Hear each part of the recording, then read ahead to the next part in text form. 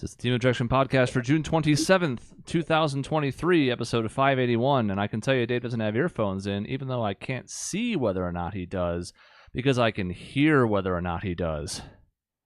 We'll work on that. Man, Dave is working quickly on retaking the throne of the worst co-host. When did you sit down? Yeah, well, at least you're here. Yeah, when did you sit down? What do you mean when did I sit down? When did you sit down in that chair? What does it matter? I was here when it started. Dave comes on. He doesn't have his headphones in. He's gone. He's seated like 3 feet lower than all of us. That's not even to start with. We had to adapt the whole episode around him because he didn't do his homework. He's going to be gone the next 2 weeks. I mean, it's not even a debate anymore. It's easy. You know, you have the minimum, Sean, of actually being here, and you've failed frequently. I at least gave you a heads up when I'm gone, so there we go. Hey, I gave you a heads up too. On the day of, an hour before. Five out of 6 weeks. But you guys can have a mid-off. That's fine. Cody's sliding into second place all of a sudden, and he's never even supposed to be here. Yeah. That's true. I'm not at all supposed to be here. But he's here because we have 2 very important reviews. We've been teasing them for long enough. Because Spiderverse is so huge, it is still in theaters. And, of course, Ted Lasso is available on streaming services, so we can get to both. And I guess the question is going to be which one's first. Because there's 4 of us, I don't have the room to put the thing on the side with, like, the order. So we can pick in any order you want to. Spider-Verse first or Ted Lasso Season 3 first? Do you want to do the sadder thing first and do the happier thing and end on a happier note? I have not been gone 5 out of 6 weeks. That's crazy. Oh, I say let's do... I can check the tape. Let's check the tape. I think Spider-Verse first because I think while I care about it a lot, I'm going to have plenty to say about Ted Lasso as well. Or we could save the cooler thing for the end. That's kind of the thought. But it is... Because, look, here's the thing. You 2 are going to hate all of the first thing that we review. No. And like the second thing. So let's make sure that you fit into that. I'm not going to hate it. I won't hate it. Mm-hmm. One of us will. He might. Yeah, Cody really did. Cody didn't even want to watch it. Granted, it was for the second time. Cody didn't even want to watch it a second time. But this is a guy who will watch things a second time happily if it is anything but trash. Yeah. So, okay, I guess we're going to Ted Lasso Season 3. Only 4 out of 5. You have the floor. Yeah. I have to have only 4 out of 5. That's more like Sean it. Start with that's happiness, more like and then I'll it. shit all over his happiness. Yeah.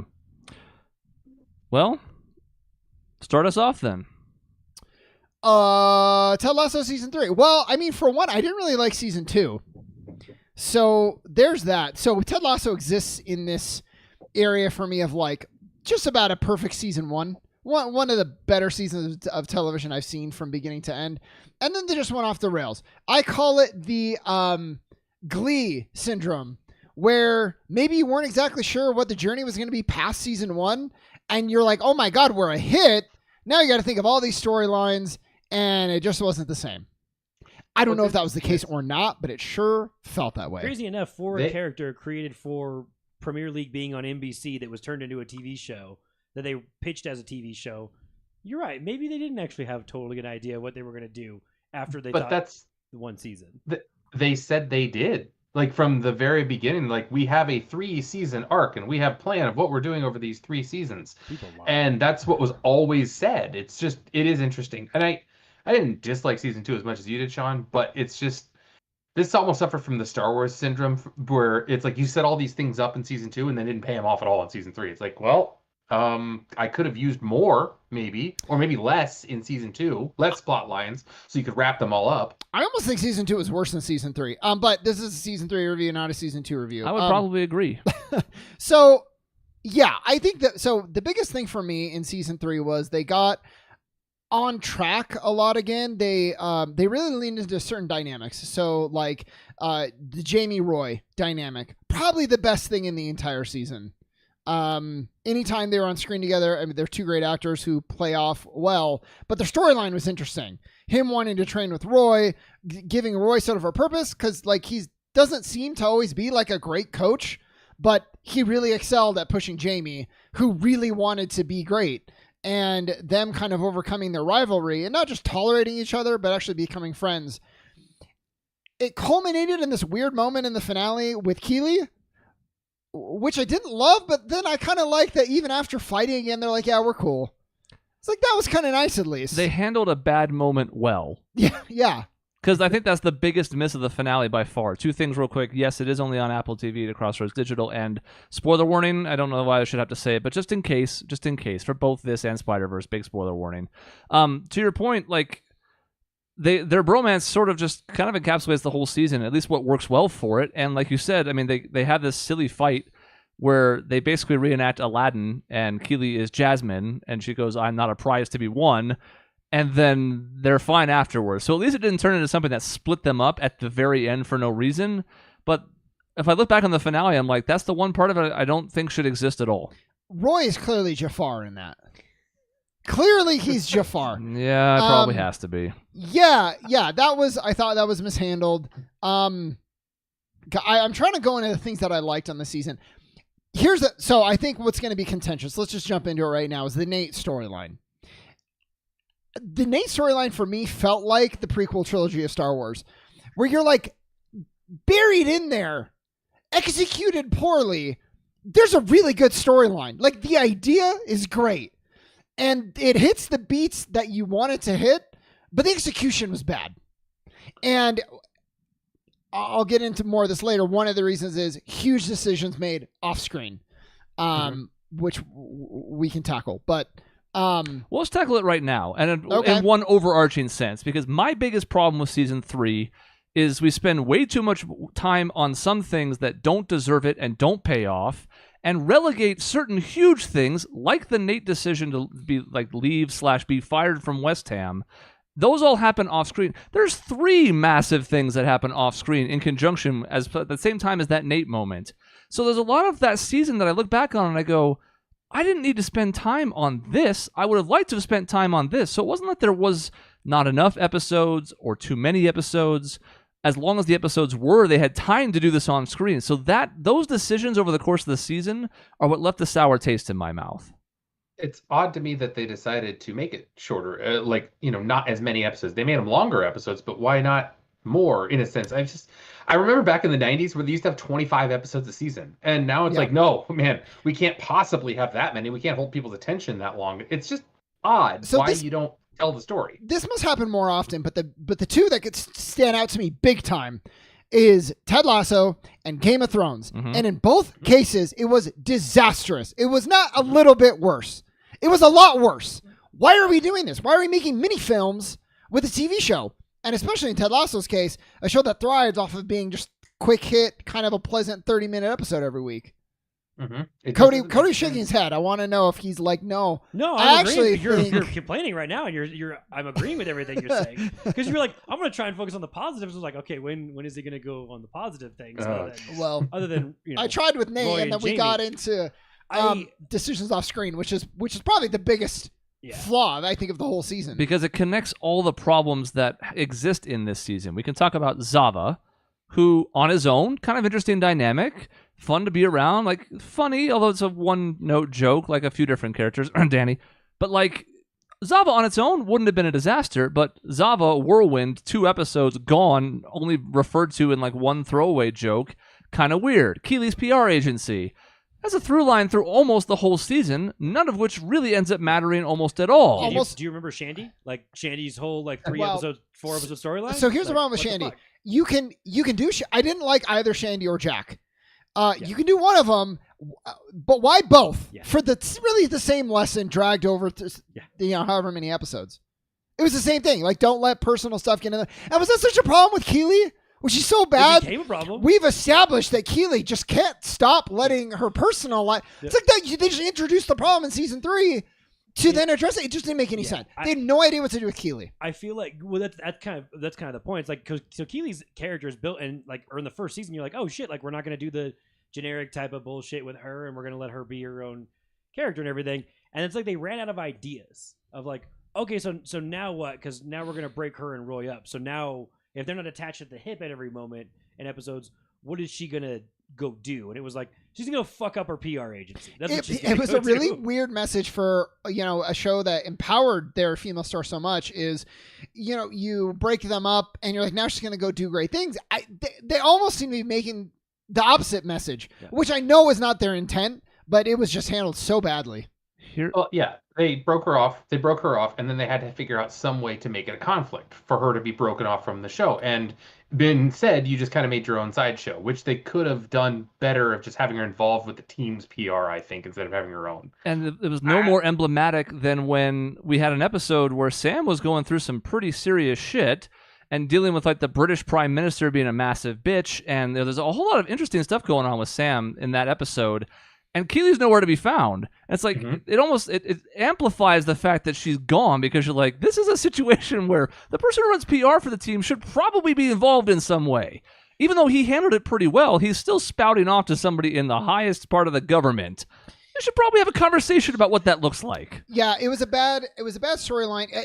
And so, Dave, I would argue with you. I don't think you're super adamant on it, but there's so many different ways that you can give Keely conflict without making her bad at her job. In all 6 seasons of Justified, you never have a season where Raylan is bad at drawing his gun.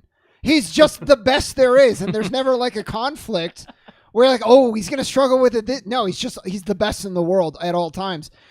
So Keely, what I thought they were going to do is like actually have her mentor Shandy, for example, and that just never happened. So it was just strange storytelling for the entirety. I thought so. We teased a couple times that like Rebecca's calling her and she's not responding because she's busy with Shandy or she's busy with Jack, and I'm like, are you going to build on this that like Rebecca's feeling like kind of abandoned as a friend when they were really, really close for them? And then, and it just, that never turned into conflict. I'm like, I could have seen that being a conflict more than all the other nonsense. And, you know, they end up perfectly fine. I mean, they end up obviously where they're the best setup for a spinoff at the end of the series. But I'm like, that felt like it was kept getting teased because I'm like, why are we showing that she's calling and not answering again for whatever reason?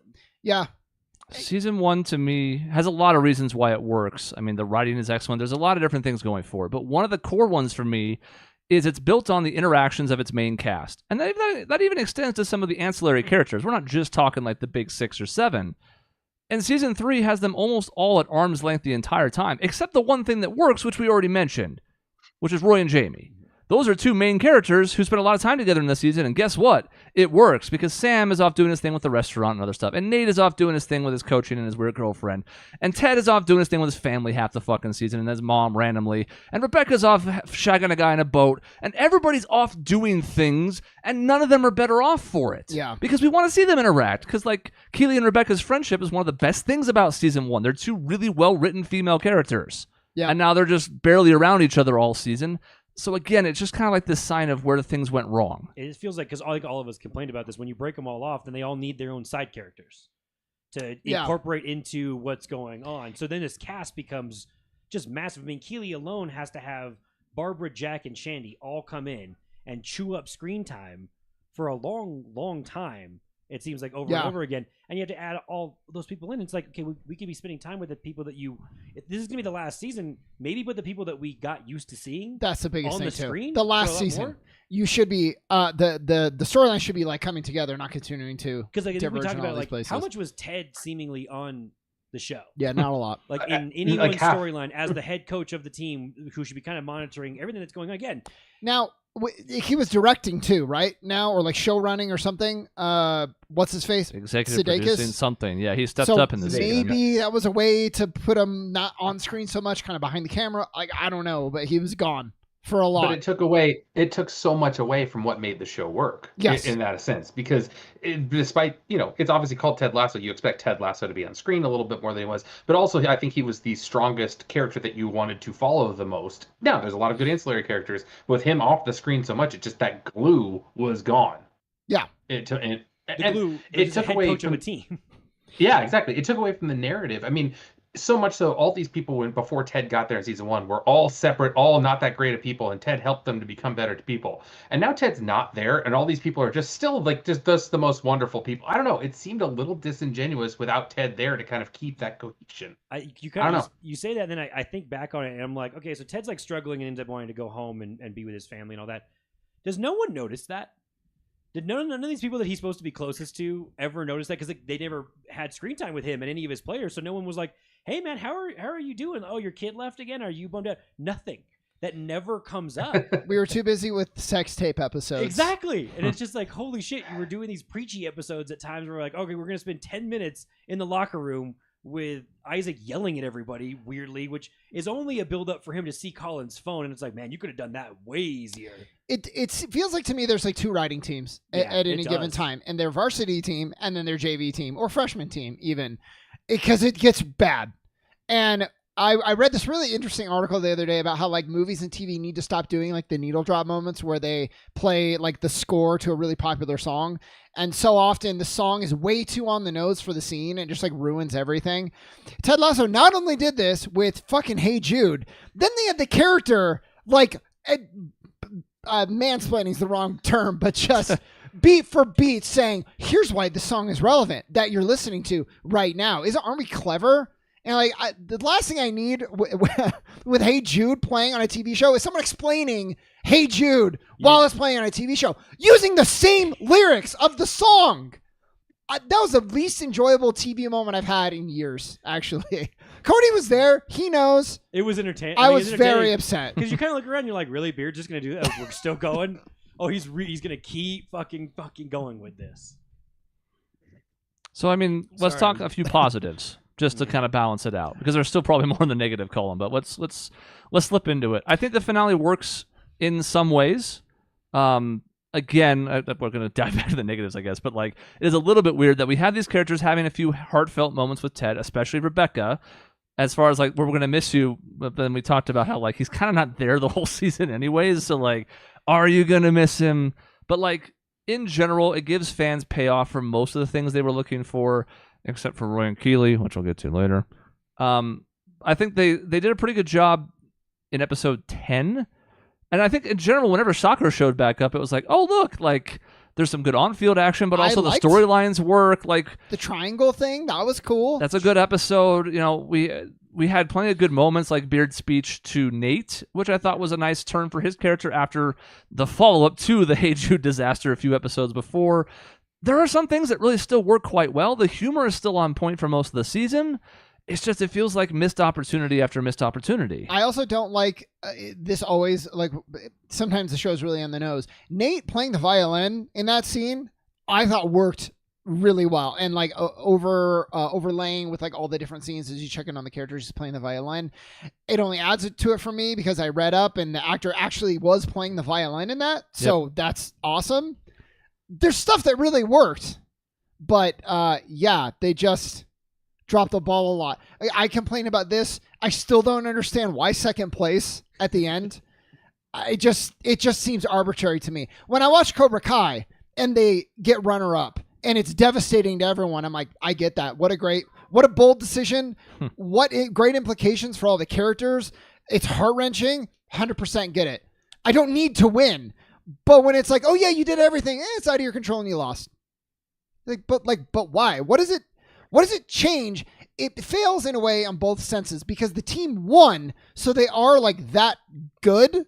So if you couldn't buy that this team could come together and reach the height, well, they did.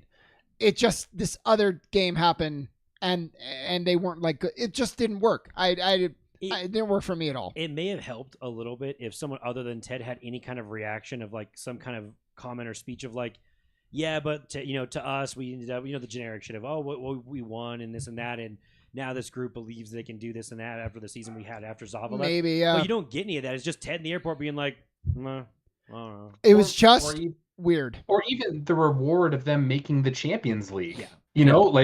They made it to there. Why don't we have a little piece of that? Maybe we need a couple more episodes to show maybe Ted have his last hurrah in the champ. I don't know, something to show. They should have finished 4th or 5th. Mm-hmm. I don't want them to win.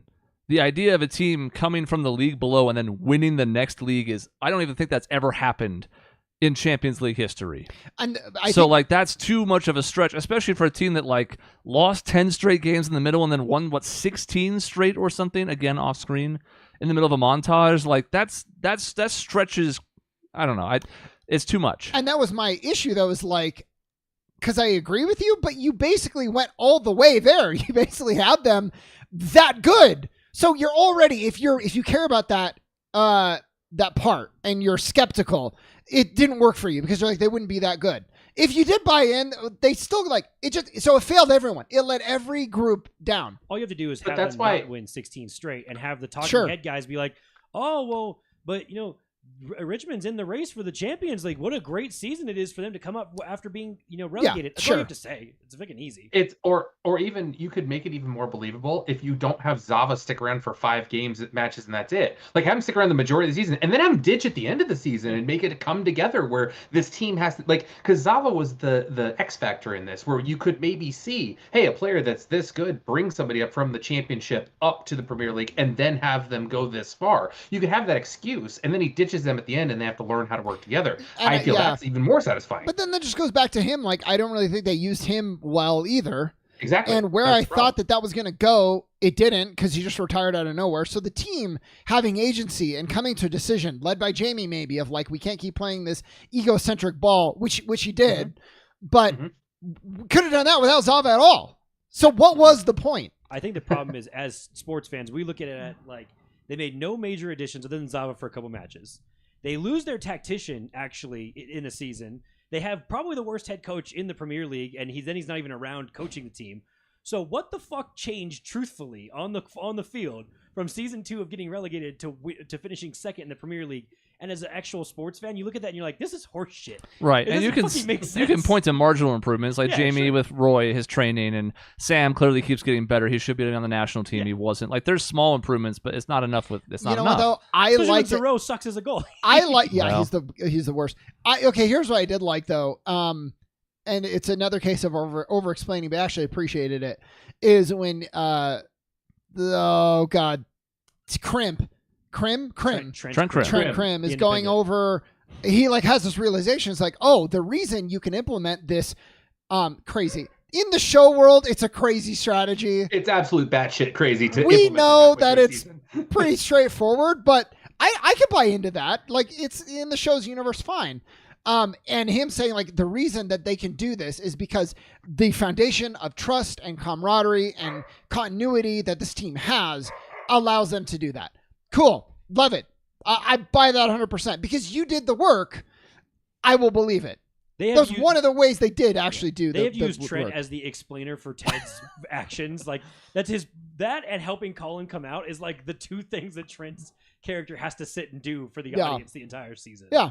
I mean, I will say as a positive, I'm glad they did find a way to include him in there, and it was a believable way of getting him back in there after quitting his job in the previous season. So I appreciated the fact how they got him in there and made him a prominent character in this season.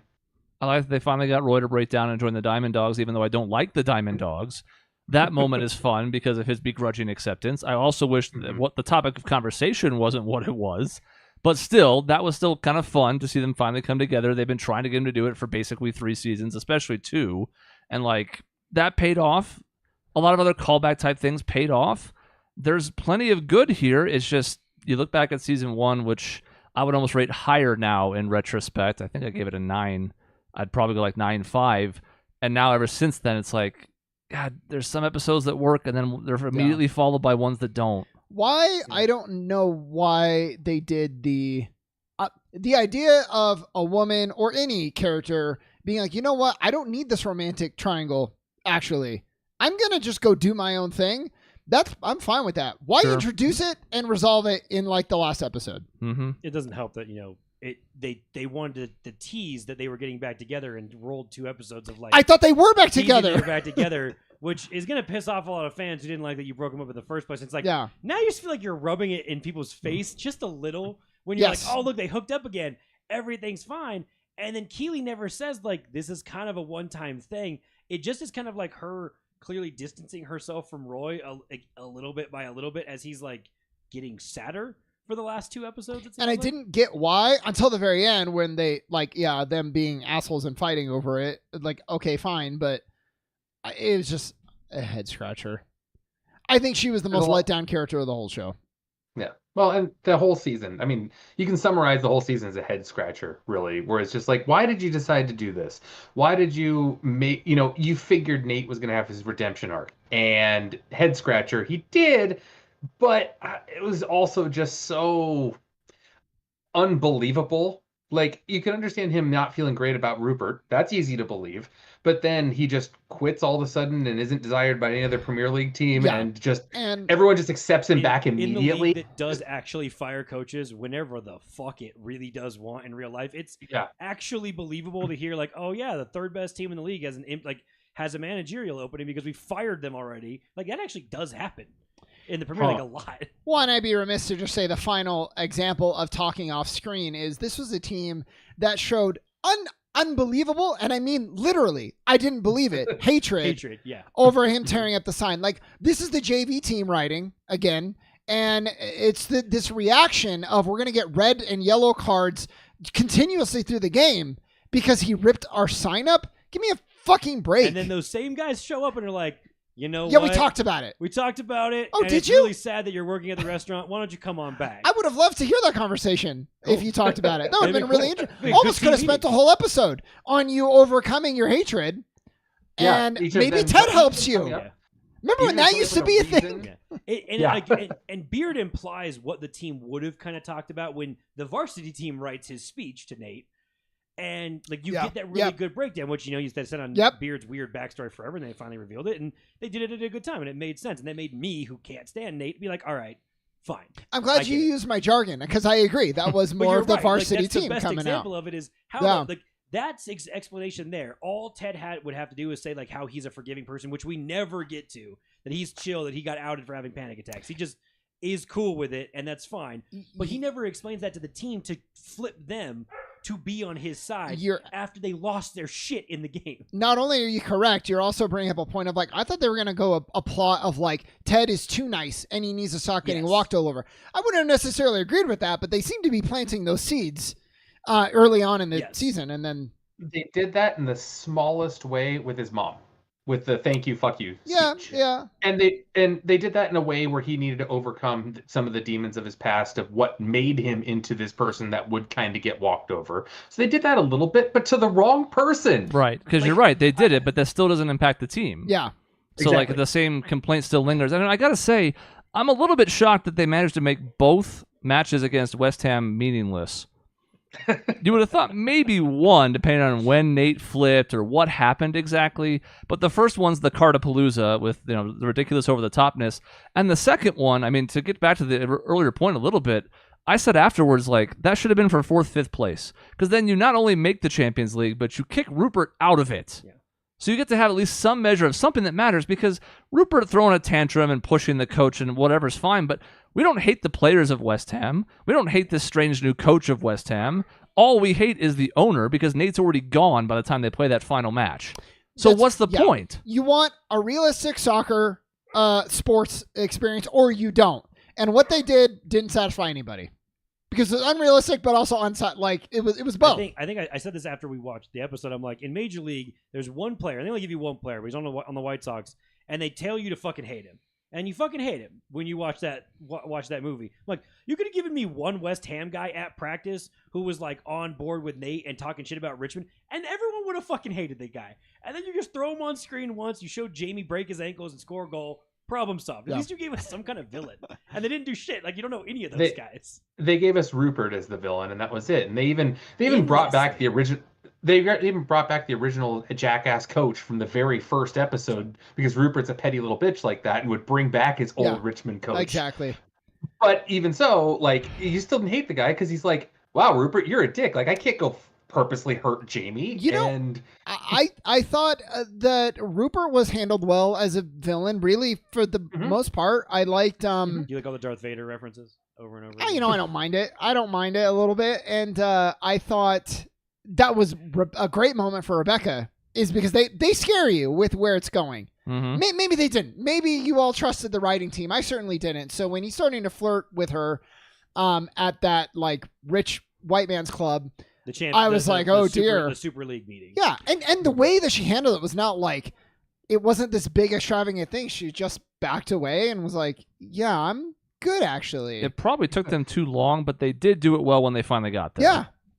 And then he just kind of unravels from there. He gets all this like sexual misconduct. He culminating in all the fans The only thing this guy lives for is like adoration of everybody and all the fans booing him.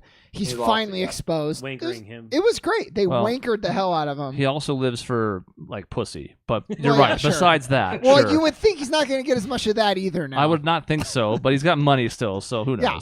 So yeah. Score time. The score time. God, I wish I knew what I gave season 2. I should have done the homework. I want to say you did like 6, and I think when you say 6 or 6.5 is my guess. Okay. Maybe 7. Maybe 7. I think he was the lowest of the three of us. Yeah. I would So guess I I was thought- around like a 7.5 or an 8. Yeah. I was right around that area too. I'm going to go first on this season. The funny thing, despite all we've complained, I still found enjoyment in it. It's not as strong as the previous seasons, I don't think, but I still found enjoyment in it. I mean, Jamie became a character that I'm like, I could watch a series around you, I think. Like, Yeah. I really enjoy the complex nature that you have. That episode when he was with his mom, I thought was actually a good dive into his character. And I still enjoy Roy. I still enjoy Ted, despite the fact he wasn't on the screen. There's a lot enjoyable. They just missed so many opportunities, and it's so difficult to watch a show that you see the potential. The prequel trilogy, Sean, your analogy from earlier is so like, hey, there's a story in here. There's something here, and you just blew it. You can And see so how now you're someone never gonna was make it again. brilliant. This could have been great. Mhm. The seeds were Yeah. there, but yeah. Yeah. So I'd probably give it a 6.5, 6 out of 10 out of 6? You said you liked it as I much liked as it, but no. I didn't. I liked it less than the other Okay, seasons. okay. No, Damn. I liked it less than the other. You seasons. gave it a 6. Holy cow. Okay. 6.5. all right. I'll go with. But 6.5. it missed so many opportunities. Okay. So many. All right, Cody, go ahead. I would probably go like 5.5. I have to go lower than Dave since I know I hate it more than everybody else. Okay. I think if it wasn't the last season of the series, I'd be like, all right, fine. Like I can excuse that it's not that bad, which is why I think I'm the opposite. I look at season 2 and I'm like, all right, well, I mean, in hindsight, I probably would have actually rather watched that as much as I had problems with it. But it wasn't the end of the series that they were going to wrap everything up with, and so I'd probably drop down to 5.5. I think that's the problem in retrospect is season 2 doesn't have some of the highs that season 3 hits, but it also does not have so many of the lows. It's a lot more consistent, even though it is consistently above average, where season 3 had a few episodes that I thought were up there as, I'd say 3 episodes of the 12 in season 3 were on par with season 1. It's not a good batting average, but still, I thought some reached that heights, and I don't think I would say that about season 2. 6.5 is where I'm landing. I can't even give it a 7. I don't think there's anything I enjoyed less than Sam and Rebecca on the banter app. So there is that. I'm gonna say solid 7. Like I thought it was good overall still. I enjoyed my time with it. It probably is pretty proportional to like how much soccer there was in it. 3 times as much as in season 2, where there was nothing. I mean, and the soccer in season 2 was like, here's soccer, but really it's about killing this dog. And you're like, okay, first of all, that would never happen. Second of all, like, can we do actual soccer or no? I didn't like the therapist scenes that much. Sorry, I'm gonna stick to season 3. I'm gonna go 7. I thought overall, like, I enjoyed it. I liked the Nate stuff more, I think, than most, even though I still had some major problems with it. It still left me feeling interested more often than it didn't, and like I thought it was like perfectly solid overall. Wouldn't it have been fun to have a season 3 where you just hate? You make Nate almost the level of villain of Rupert, and then at the end of the season make some breaks in the ice, and then you have a season 4, which is Nate's redemption arc. I think that would be great. Yeah, I agree. Even Instead of he I mean, already. Go ahead. I don't know. You had the whole first season where you hated Jamie. You start season 2 hating Jamie, and then he redeems himself throughout season 2, and then you get season 3 where you like him the entire time. It just would have been nice that we didn't have to have, hey, we hate Nate at the end. We start to hate Nate in season 2, and then we really hate him, and then he's not that bad, and then you just know that they're going to redeem him. I don't know. It just felt forced. You have Game of Thrones where you have 2 seasons of hating Jaime Lannister, and then 1 season where you break him down the entire season. Exactly. And then season like after that, he starts redeeming himself. Yeah, it was a little rushed, and even if you don't need the whole season with Nate, he starts being sympathetic like episode 1. Like immediately you're like, oh, you seem to be regretting it. Well, and I think the biggest issue is the first West Ham match because he never really did anything to the team. yeah. Not really. Yeah, the tearing up of the sign is symbolic and he quit on them and whatever, but what he did to Ted was the stuff that was pretty awful. But Ted doesn't give a shit because he's so forgiving. So at no point does he engage with Nate on any of that. So if the players don't act out in response to the video, you could take him coming back that easily. I think it works better for me. Yeah. But instead, it's like, okay, the players got all riled up because of this video that Beard showed them, and it's like, well, yeah, but they didn't hate Nate before, and they didn't really seem to hate him afterwards because of the thing that happened off screen, and then them bringing him back at the restaurant. So it's like, did the players even care that he outed Ted's panic attacks at all? Not really. I try to think about this too from a perspective of, hey, great, this assistant coach is doing really well. You got offered a head coaching job? Great, man. I'm happy. Don't you think most people would be pretty happy for an assistant that gets a head coaching job somewhere else? I would. In general. And by the way, I like the decision not to make him the coach at the very end. Yeah. I kind of thought they were going to. It seemed like the easiest thing to do. I would certainly say not the best. But the fact that he just ends up coming back on the staff and Roy's the head coach, I liked that choice. Yeah. Makes sense. So we did what? Chris, you said 6.5? Mm-hmm. Dave 6. You upped it to 6.5. Cody's 5.5, and I'm 7. So it's like right between just like below a 6 and a 6.5. 6.5. Yeah, it's like 6.35 or something. Yeah. Not great. Not great. Not great. Not great at all. Probably the lowest average of the entire show. Oh, it is definitely because we were higher for 2. I liked 3 more. I think I'm the only one. So they're close for me. I don't know. The problem is neither one is season 1, and it's like I almost want to score them lower because of it. But I did still enjoy it, as we've mentioned. Like I didn't dislike watching the show. We finished the show. Yeah. You know, like and I scratched my head on several occasions, and I still don't know what the fuck happened with Roy and Keeley. But I'm not like, oh, I hate that whole thing now. Like I'm disappointed. I wish it had been better, but I still liked it. Yeah. Okay. And now Spiderverse. Well, so I'm going to call out. So the Crossroads Digital wrote that there. That's Peter. And this is a shirt. It's Crossroads Digital shirt. I'm wearing it. I'm actually wearing it backwards because the design is on the back. So this is no one's noticed yet. But I did. It just was. It's like really high on the neck. Yeah. As I say, that does explain this fit because it's backwards. So that's why. Just want to call that out. Spiderverse too. Well, I can start. I feel like I started the last one though, and I will say I loved this movie. And I'll say, just to get it out of the way, my son hated it. It was really interesting seeing my son coming out of it. And I told Sean this, but like my son was like literally crying leaving the theater. I'm sure this concerned. this isn't consistent like across the board, but I feel like the things like if your son walks out of a superhero movie hating it, that might mean it's doing something that I like. It might be because it flipped the narrative. Now, it's to me this movie was just the Spider-Verse 2. The Spider-Verse was just so much more. I don't know. It had a darker feel to it. Now, when you go back and watch the first one, you're like, oh, there's some really dark things. Kingpin smashing Spider-Man's face in the first 30 seconds. Prowler getting shot immediately after he realizes Miles is his nephew. There's some dark things in there, but still, the tone felt darker throughout Spider-Verse 2, which I didn't mind. I enjoyed the dark tone. I understand the need for it, but it definitely felt darker. And it's not for kids. Certainly not kids under the age of 10. Way to go, Dave. Not to say it's inappropriate for them, but between the darker tone and the fact that there is no ending, there's no ending, which I'll talk about a little bit later. But there's nothing like you can't walk out of it being like, all right, well, that was rough in the middle when all the Spider-Men were chasing him, and it seemed like aren't they all the good guys, and it's tough for kids. And then the ending's also just like, oh well, everybody's screwed and it's bad. I mean, I guess you can argue the Gwen team thing has something uplifting, but kids are going to walk out of it going, well, Miles had kind of a bad time the whole time, and I don't like that. Yeah. And now Miles is stuck in a universe where he's going to hate things. I would argue it had an ending. It was, but like if you're a kid and you're not looking into the subtext of the side characters, you're going to be like, wait, what? But man, I loved everything. So there are certain tropes that we talked about before, like in storytelling that I really like. And this one hit a lot of it. When you have a character who has to stand against a group of peers, good guys who are all making the wrong decision, but they're like standing like a stone against the current. I always love that. Any sort of like anarchy of like, you can't tell me what to do and I know better and a character will stand up for it. I love that too. And And obviously, I was hoping this movie was going to go in that direction. And when it did, I was so happy. It's tough because the best conflicts, I think, come when you can definitely see where everyone's coming from. And in this case, you can see where Miles is coming from 100%. It's like, oh, you mean my dad's going to die? Yeah, I'm going to do everything I can to save him. I don't care about anything else.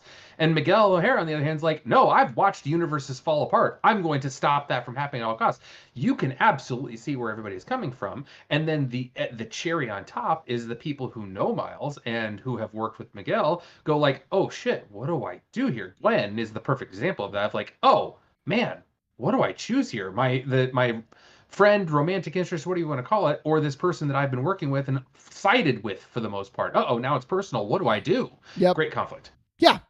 And that's what movies like Batman vs. Superman don't understand is they're like, we're building this conflict. Oh, but then Superman gets brainwashed at the end or told a lie. I don't even remember now. And you're like, oh, so it's not a legitimate conflict anymore. It's fabricated. And so none of this matters, actually. This was just organic, believable conflict. And it was excellent. And it comes together when you see the thing that Miguel said would happen, that when the canon event doesn't happen in Mumbattan, I think is what they called the city. And then it's like, things are falling apart. Just like I said they would. See, Gwen? Things are falling apart. It just builds that even more. Yeah. I have two lingering questions from that part of the movie. A part that I liked quite a bit for the reason Sean said. Number one, am I really supposed to believe that 4,000 Spider-Men can't catch Miles Morales? Is that really what I'm expected to believe? Maybe if he would have gone invisible. He beat all of Maybe if he them. would have gone invisible. That was the whole point. Like he commented, like, I got away. It wasn't easy. The guy who but I allowed supposed did. to be Spider-Man is the best Spider-Man. Yeah.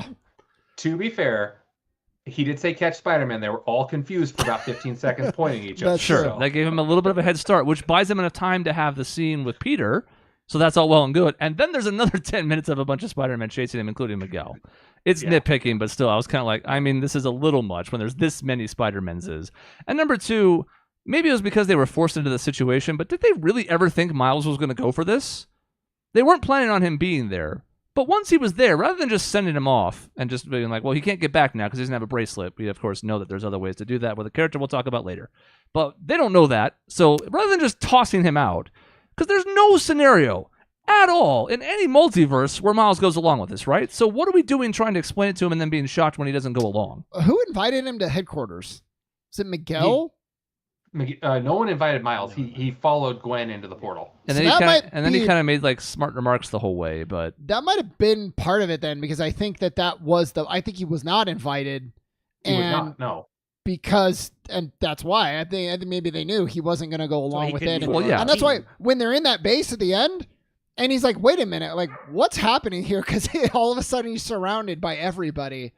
Yeah, that was cool. I actually have another. So somebody was like, you're telling me there's no spider person that would have also been like Miles and been like, wait, what we're doing is wrong. I think Hobie is one, and we'll get to him in a second. But I had this idea that they only invite like people, and they don't say this in the movie, but I was wondering, is part of that vetting process, we're only going to invite spider people who are going to go along with this effort and who are going to agree with this mentality. See, and if they're not, then we don't need them here.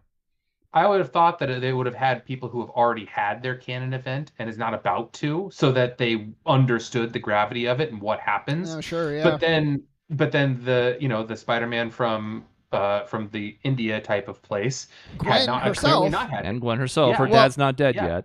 Because Exactly, you and could not had argue that. Peter Parker was a canon. So I mean, obviously people have multiple canon events, though. It's not just one. Mhm. Yeah. But Exactly, and that's where I think they're going to break it down in the future to Gwen's dad quitting and him not being the captain anymore. It's like, oh, you broke the canon event. There Yeah, you go. Boom. exactly. It's clearly- actually not that hard, it turns out. yeah, so you can break it. Yeah. Cody, you've been quiet. I want to hear No, I what just you. want to hear because I never watched the first one, and then I went and Oh, watched okay. this, and so I wanted to hear this entire breakdown of what you guys thought, because I go in knowing nothing about this universe or what the hell to expect, and I mostly am just mesmerized by how it looks for the entire time. Which is stellar. Yeah. And, Oh my and, God. and And that's what I leap took- years ahead of the first one, Yeah. which was a good looking movie. And that's what I took out of it, because to me the story's great. Like I don't have a lot of qualms with it. There's a couple things again where I'm like, oh, this is a little bit of fan service, and it's funny, and I don't give a shit that it's fan service in some ways. I get to be entertained by it. not knowing what built to that point. So you get dropped in. I think they did a good job of like it would have been helpful to see the first one, but I didn't feel like I was like lost or confused at any moment. Really, it's like, okay, Miles is Spider-Man, and I understand what Gwen, and I understand that there's multiple versions of them. And so I mostly just kind of got lost in looking at everything and just being shocked at how like no wonder this takes forever to put together. It's just so heartbreak. I love the idea. Aside from like the trope that I like, is this guy, all he wants is to join like this family. That's all he lives for, and he finally gets to join it, and it sucks, and he hates it, and he hates what they stand for, and he grows as a character. Like that like builds him up. So you see at the end, like I think the look on his face is not one of someone who is resigned to their fate. He's pissed, and it was just like little moments. He's escaping from the Spider-Man. Gwen like gets him, kind of helping him, like, hey, I got you, buddy, and he rips her fucking web away. It's like, oof, I felt that one.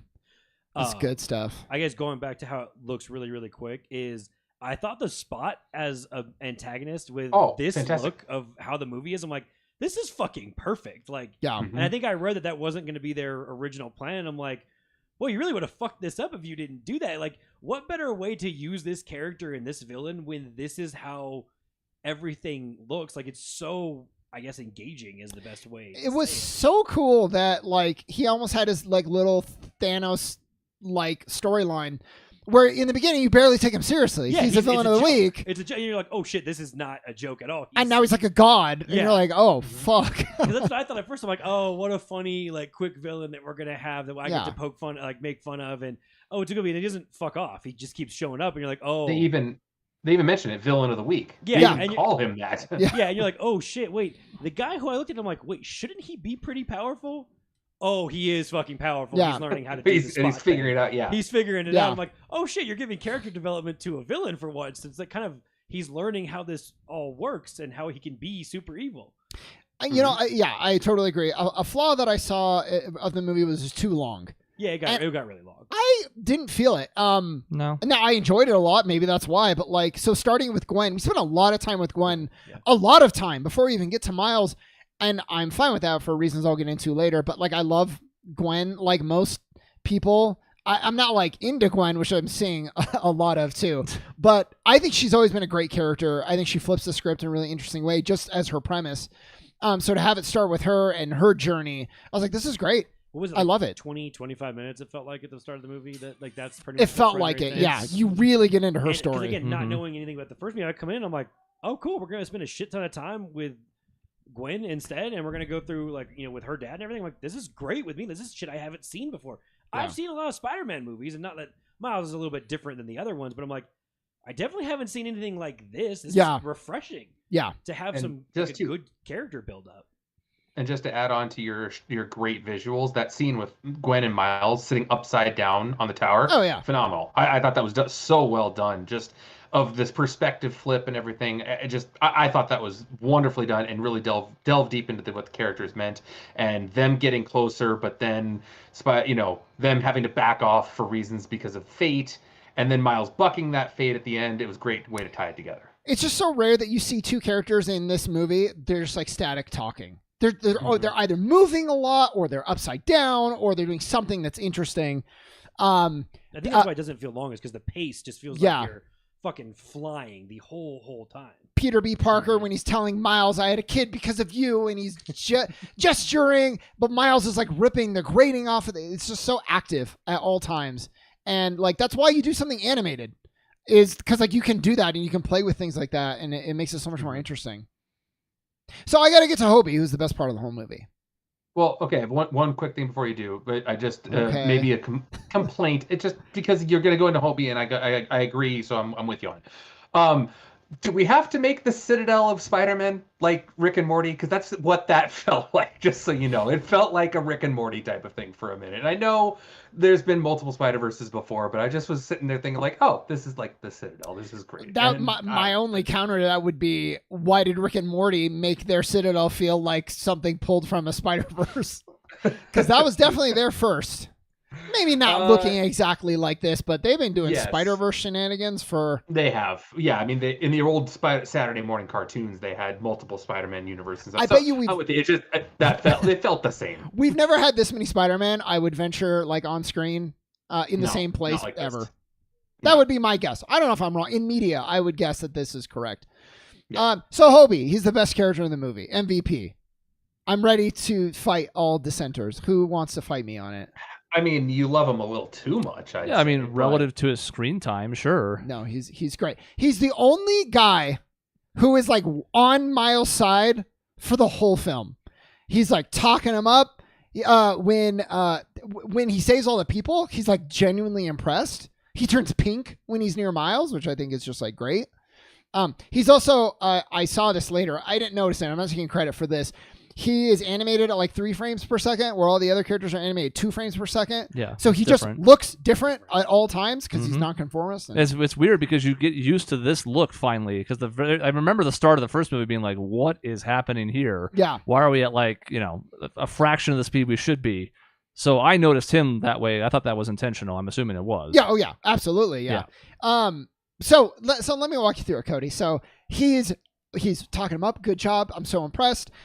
But he's also like, you don't need to come to the Citadel. You don't need to. You don't want it. And then he comes anyway. And the whole time Hobie's there, he's like, don't join an army before you know what the cause is.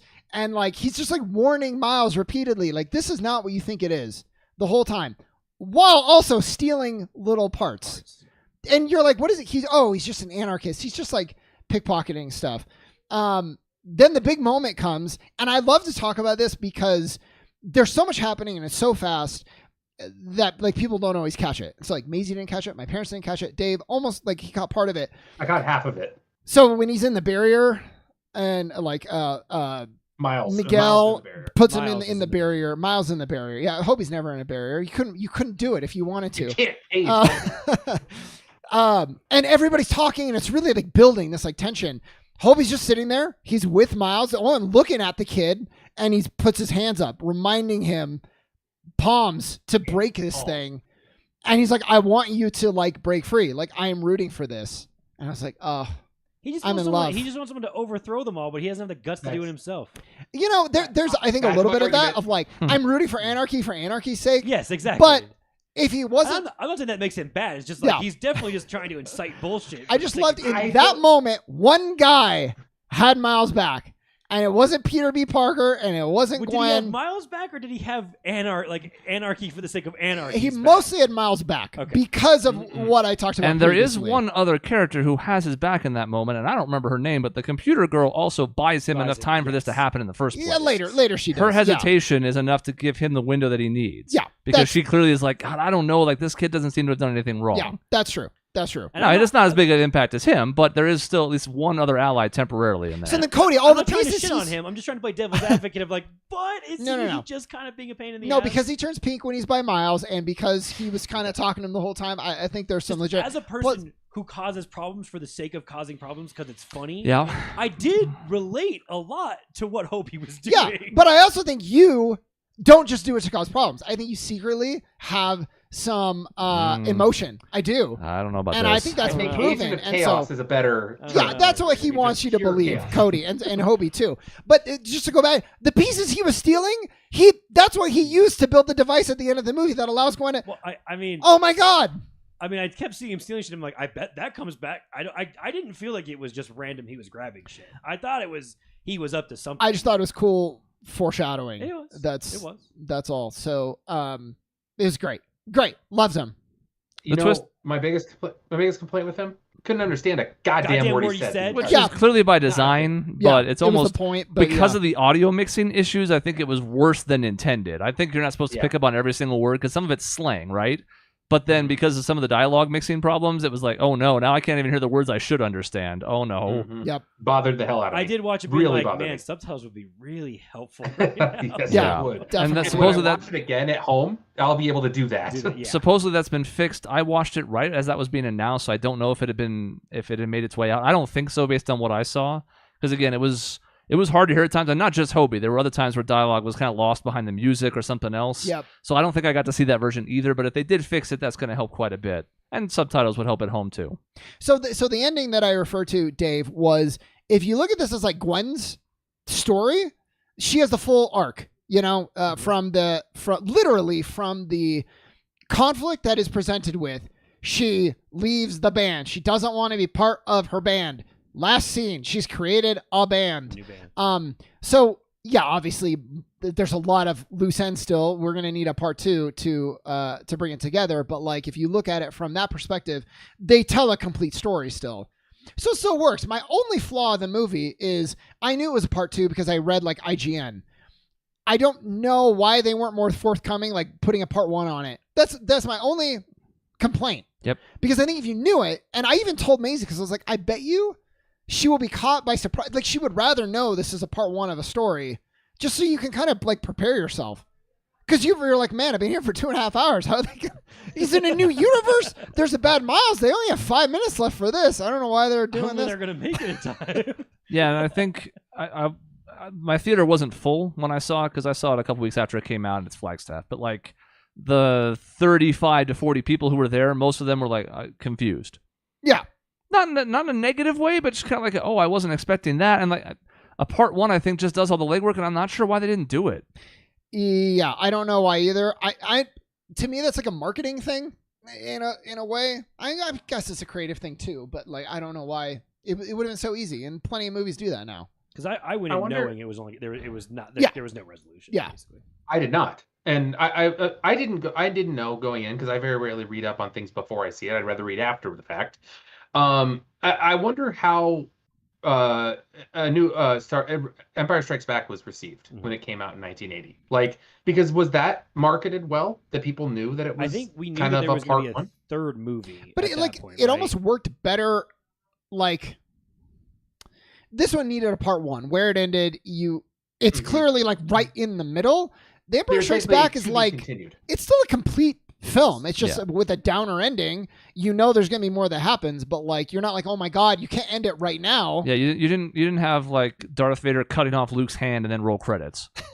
Yeah, Luke does go and get saved, I guess, at the end of that. Yeah, Yeah. and again, there's more to come, but at least that part of it with all the Cloud City stuff and whatever has been wrapped up. Yeah. Mm-hmm. This has It's you just leaving with the whole Prowler situation. You're like, and then roll credits. Yeah.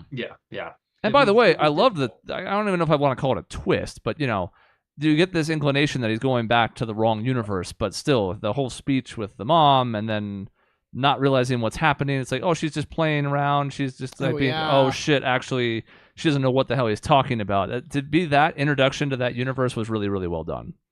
So good. Mm-hmm. And there's like foreshadowing in the first movie where like when he gets saved by Peter and it like starts to change things, his like spider sense goes from green and purple to red and blue, and you're like, if they really did plan it all out, it's brilliant. I don't know that they did or if they're just like putting it together from what they established, but they're retrofitting it back in. But it really, possibly. either way, it worked for sure. Yeah. I know. I mean, I don't know if they did plan it. They said that they did. They said they had, the spot was, I'm the guy you threw the bagel at type of deal. I haven't gone back and actually checked to that. I assume that they aren't. Yeah, he's something there. Like that up. To me, that is easily, we're retrofitting it. Whereas some of the other foreshadowing stuff, I'm like, that would be a little bit harder to do. So I'd be really curious. Yeah, the spider having 42 on it was probably there. I don't remember if they named Miles Universe's 1610 or whatever it was. I don't know if that's how they had it or if they had it in some, marketing piece or something like that. So they probably had some of the ground laid, but I don't think anybody expected the first Spider-Man to be as well regarded as it was and be the moneymaker that it was to then lead into this. So the amount of planning, I don't know, but then maybe I've also had a team that could backfit into things really well. I don't know. Yeah, no, because I mean, I thought the first one was just they're going to make an animated Spider-Man. They have the rights to it, and they're going to try this version out. And then they stumbled upon, oh shit, we made something really good. Now we can make it into 3 movies, or I honestly two don't with know. one really, really, really long one that they decided to make it into 3. Yeah. And please don't make a real life counterpart to this. You'd Please fuck it up. don't. You'd fuck it up How really could you bad. possibly? Not at least, not as part of this. Certainly series. not as part Yeah. of it. Because I know, like, Miles' voice actor was like, well, if I did this, I might be able to look the part. He's like 28, first of all, so probably not. No. But I'm like, the reason this works is because it is so aesthetically pleasing. It fits perfectly with the comic book style because of everything they've done with the art direction. The visuals are stunning. Like, could you replicate that in live action? Yeah, probably with enough work and effort. But, like, the magic of this is because it's animated. I actually didn't like the real life cameos that much. I certainly didn't like the Venom one because I don't like Venom to begin with. Well. But the Donald Glover one, I was like, I don't know. It didn't really land for me. I mean, Did you not understand the whole point, like, it's the climactic battle in the first. The climactic battle in the first movie was visually beautiful because it was just a bunch of colors. Yeah. Like, it was just basically a bunch of colors, and it looked awesome. You can't make that happen in real life. Like, you could splash a bunch of colors back there. You still can't make it look like that. Well, I mean, we know the MCU is not averse to having its actors in front of just massive green screen complexes, but it doesn't mean it's still going to translate well with humans in the middle of all that visual noise. Soundtrack was also good. And not as good as the first one, I will argue. We had this argument, and I think for... Like, I thought the score was better, but you brought up, like, the songs that they implemented were done better and, like, worked for the movie better. Mm-hmm. I think I agree with that, too. But I really love the score of this one. Yeah, that's something that I catch on multiple viewings, so I'll have to see it again before I really catch that type of thing. It all comes together when I watch it the first time, and then as I see it multiple times, I can pick more parts out. So I'll probably notice that more as I go ahead, but I haven't seen it multiple times yet because it's still in theaters. I will later on, probably. So do scores, unless someone has, like, a hot take first. I miss Spider-Ham. I understand why he wasn't in it, but I missed having him there. We talked about this, and I don't know if that was like we're introducing a new cast of characters, we'll bring everybody together in the third one. Or John Mulaney's a creep and Nick Cage is too expensive, so we can't use them. I don't know. You saw them, though. They implied they're going to be back in the third movie at the end. So I don't know. Possibly. All right, I went first. I'll go first again. Scores on this one. I want to say I gave Into the Spider-Verse a 9.5 because it was that freaking good. I would say I still like that one more than this one, and maybe it'll change how they conclude this, but I'd probably give this one 9. 9? 9. To solid. 9. Yeah. It's still really good. It's got I'm curious to see where they go with it. So I think 9 was subject to change. Yeah, that's exactly my score. 9 subject to change. Because as I didn't walk out of this feeling like bitter. I knew it was just a part 1. I knew the ending was going to be abrupt. Like, that was not a problem per se, but it's not a finished product. So, like, it's phenomenal. I loved watching it. I had never felt bored for a moment. I have so few complaints about it, but, like, it hasn't told a complete story yet. And as we just talked about with Ted Lasso, if you don't stick the landing, and I fully expect them to, but then everything falls apart.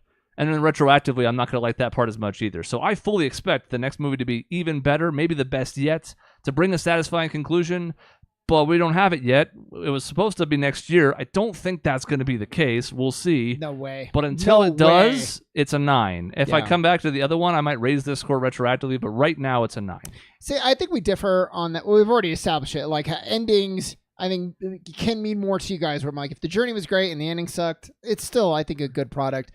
It depends on how much the ending sucks. Because nothing about How I Met Your Mother could redeem the 8 seasons that preceded it. The ending was that bad. I'm going to give it a 10, which I was not expecting to do today. But I'm going back and I'm like, what real flaws did I have? Like, nothing. That they didn't say was part 1? Yeah, okay, sure. But, like, for what was on screen and the story that they told and the emotion that they captured, how beautiful it was, how the music worked, the writing, like, I mean, what flaw did I have? Which one did I list when we were talking about the movie? Like, none. It just worked. All of it worked so well. And I thought it's a 10. I'm trying to think of why not. Yeah. And Cody has to get a score still, but I thought the only thing I thought while I was watching it was like, there's a little bit too much time with his parents. But then there's a reason for it because of the whole dad canon event stuff. So, like, even that ends up paying off in a way. So it's like, okay, we needed to make sure we reminded everybody how good their connection is. So I was like, all right. And then, again, it didn't feel like it overstayed its welcome. But in the moment, I was like, this feels like we're going on a little long. And then the reason for that became clear. Yeah.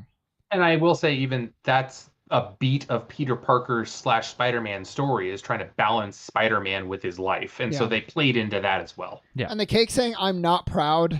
Yeah, It's a little. the most legit laugh I've had in a long time in a movie. It's really funny and the most implausible thing that might be in the movie with a bunch of Spider-Men running all over the place. Yeah. All right, Cody. I give it a 9.5. I think Okay. to what Chris kind of said is like, well, it doesn't have a technical complete ending. I thought that's where it wrapped up really well. Is like we spend a lot of the slower moments when you're sitting there with the family stuff. And you're like, oh, this is all going to make sense. Gwen's dad's going to quit the Force, and that's gonna kind of wrap up that story, as you kind of said, Sean. That like she has kind of a complete arc to it. It's like, oh, we're spending a lot of time with Miles' family. Oh, well, there's going to be a really big twist as to why that's really, really important at the end of this, and it's going to basically set up for the third version of that movie. And so that's like I kind of feel the same way. It's like I have small nitpicks, and I don't think I'm not going to give it a 10 because I just don't think it's like 100% perfect, but it's pretty much there. And if you took this and added, I mean, you don't know how you add 20 more minutes to this movie and tweak it a little, then it becomes like 2 hours and 40 minutes. I think it was the longest animated movie already. Yeah, which is weird too, because like we're so used to movies being like 230 plus, so that when I saw the runtime, I was like, oh, okay, that's pretty good. Yeah. I think like as much as I like it visually, I think your eyes get tired at a certain point. A little bit. With so much shit that's going on, then you're like, oh, this 2.5 hours storyline doesn't feel long, but fuck, I've been sitting here and I've been looking around this screen over and over. I gotta be honest. I've seen like clips on like whatever, the internet, and there's a part where he counters Jessica Drew and like sticks her to a truck, and I'm like, I missed that. Yeah, I was watching the whole time, but like with all the shit happening, your eyes like flicker for a second. You go like this, and you're like, what the fuck? How much shit just happened? I remember Peter Parker being like, yeah, I taught him that. I didn't visually remember what happened. And not to mention, there might be different versions that we saw. I don't know if you've heard about this, but there are multiple versions of minor changes that they put in different. I thought that was just with sound. Is that with visuals too? I think there's a couple of visual things too. Oh, interesting. Nothing major, nothing like massive. Which is going to be interesting to see. Like, what's the one that gets put on a streaming service? What's the canon version of this film? Even though the differences are minor. See, I think even that, like like even Miles' story in many ways completes if the conflict is standing up to the Spire Society. It's just you didn't know, it's making sure his dad doesn't die. Well, his dad died, so you don't know. His dad is dead. You know what's really interesting though is where Miguel is taking them. There's a shot in that I saw. I didn't catch it during the movie, of course. There's a shot where when he sees the future and Spot's there's like 1 million dead Spider-Man on the ground, and Spot's like standing over all of them. It's like, damn. So Miguel is trying to take them all to ruin. So that's gonna be real interesting. I'm sure he's gonna have a redemptive arc though, because he is like a good guy. Like people really like Miguel O'Hara, so like I think he is going to be a good guy by the conclusion of the third movie. Well, he's trying to do the right thing. You're shitting all over him for it. He's misguided, but he's trying. You're like, oh, this cool guy wants to fuck up his whole cool society he helped build. And you're like, fuck you, Miguel. I'm gonna fuck it up. Yeah. Doug says Gwen's watercolor world was making my eyes run overtime. Yeah, exactly. I mean that's what I mean. It's that like was just moments where it's like this is draining. It was a tiny bit distracting in this important scene between her and her dad. It's a really cool visual effect, but after 2 hours of this, I was kind of like, it's a little much. It's just a tiny bit of sensory overload. Cody, does this change anything? For me, for a long time, we were like, well, it's not perfect, so it can't be a 10. Realizing that really nothing is perfect, but if it super nails it, you can give it a 10. Does that change your score, or are you sticking with 9.5? Okay, all right. I had to try. I anticipate the third one. I mean, basically, if you just run back the same visuals to me and then make sure your story doesn't totally suck, I'm probably going to give it a 10 because I think it's going to wrap up in a really creative way. I honestly hope the last one doesn't tie everything up in a nice, neat bow because I don't think it should, but we'll see what we're going to do. I'm curious, Cody. I need you to go watch the first one and see how that is. Why don't we do that for the next time you guys do like food? That makes more sense than Uncle Drew. And everything makes more sense than Uncle Drew. Yeah. I still want to see Uncle Drew. Okay, we'll watch that next time you come, Dave. Yeah, next time Dave comes, you were just here. Instead of making Cody watch a movie he does not have any interest in. Dave's just like, I want to watch it. Yeah. I'm happy to watch it. Because then we can give your impressions of what it was like going backwards and what you thought of the first one. So, the only thing that brought my score down a little bit is I think I just, in general, felt more enjoyment and happiness watching the first one than the second one because of the darker tone of the second one. Not that it's bad. Yeah. But I felt happier. That's like and this is not a knock, but that's like a personal preference thing, right? Yeah. Not a knock on you. You it is a like to be a little bit more uplifted, especially in something that's like so colorful and superhero-y. Whereas I think like the darker tone, like, yes, I love that. Give me friends fighting and breaking each other's hearts all day long. That's the first Star Wars trilogy like logic. It's like a lot of people like the original one because it ends up on a more uplifting, happy note. I like Empire Strikes Back the most of the original trilogy because it ends on such a sad, dark, depressing thing. I think it's the best Star Wars movie there is. I am totally understand if people think the original one is the best one because that tone is way more enjoyable to them. I would never argue with anyone about which one should be higher. That's kind of the same. I think I'm gathering is the same vibe as these two so far. It's also the origin story, and in my head, I almost related. I think the Empire and / Star Wars comparison is really good, but I also think it's like the Nolan Batman films. That makes sense. I don't think the first Batman movie is as good as Into the Spider-Verse, but in general, that's the origin story. It's lighter. It has its own conclusion, and then it gets real dark in the second one, and it leaves off on a cliffhanger. Not as much of a cliffhanger as this was. But still, it's like, well, Batman's running off somewhere. We'll see how that goes in the third movie. More of a cliffhanger of the certain character who plays the. Yeah, there's also that too. That might have been a very different approach to the third one. You look at Dark Knight, and you're like, oh shit, this really is a cliffhanger because he can come back. And now that was a Dave. You actually reminded me now. That was a thing that I can't remember if I told you. I've told some people this. The origin story for me was great. It was a really good film. Into the Spider-Verse, great story. But it was like, how many origin stories now have I seen? And so it was like it played that movie. Pretty really, played it relatively safe, but like just did the formula to perfection, right? Whereas this one, I felt like kind of took now the rules that they've established and like played with them a little bit and applied them in a new, interesting, exciting way. And so that like to me gave it like the edge, but it was unfamiliar and it was in this new way, and that can be like a little bit unsettling for sure. Cool. No, I mean, still, it's good. I'm excited to see the third one. I hope it's not delayed too much and we don't have to wait till 2025. 2025 is the earliest. I mean, when we start hearing about like some people saying they haven't recorded any dialogue for it, to me, that's a pretty big red flag, but who knows? Yeah. Yeah. Like, yeah, we haven't actually worked on that at all. And you heard there were a few reports about some artists having quit because of the strain, some of the workload. We don't know if those are verified or not. So, like, we know it's a massive undertaking. I would be stunned if it was before 25. Also, like, with the writer's strike, unless they've had it completely written and also vetted, but then the problem is these things can change, and you need writers to come in with, like, new drafts and alterations, and they can't do that. So it's a mess. That's my biggest concern about Cobra Kai Season 6. Yeah. And it would have explained a lot of what happened to Ted Lasso, except the writer's strike was after Ted Lasso was finished. Yeah, exactly. So, whoops. That's the end of the show. We reviewed two things. One of them got like a 6.3 or something on aggregate. One of them got like a 9.7 on aggregate. Pretty good. I don't give out a lot of 10s. I really love this movie. So I very rarely give 10s. I think in the history of this show, I've given 2 10s. Yeah. I think. So go see it if you haven't. But you probably have because it's making so much money. Mm-hmm. Not Mario money, but it was never going to. Yeah. It's making a huge amount of money. Though, of course. Well, no. I mean, Mario's a better movie. Yeah. Yeah, right. Man, if I could Sean, you should go see Marius. If I could say that with a straight face, wouldn't that be something? That's the end of the episode. In between shows, you can find us at our website, objectionnetwork.com and youtube.com/objectionnetwork. A programming note I almost forgot. No show next week. 4th of July. It's a Tuesday. So no show next week. We'll be back on the 11th. I don't know if Dave will be at that one. He's only going to make one of his 2 when he's gone. So he probably won't be. We'll see what we do in the interim. But maybe it'll be Guardians since Dave's gone. We'll have Cody and we'll do Guardians. There you go. There you go. I'll try to watch it and chime in and be a dick. Okay. And we'll have traded DeAndre Ayton. So we'll have something about that too. Sure. Oh, we'll see you next time.